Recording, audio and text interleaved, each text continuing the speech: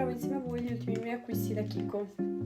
Ora che ci sono i saldi ne ho un po' approfittato, infatti ho comprato questa matita labbra che è di questa colorazione, adesso vi mostro meglio, colorazione numero 33, il nome è Smart Fusion Lip Pencil e l'ho pagata pochissimo, tipo 3,59 €. Poi mi serviva un nuovo gloss, un nuovo lucido comunque, e io sono un amante dei gloss di Kiko, ne ho davvero tanti e quindi ho deciso di volerne prendere un altro, solo che stavolta ho preso un lip oil perché non ne avevo neanche uno. Ho preso questo qua, colorazione 05.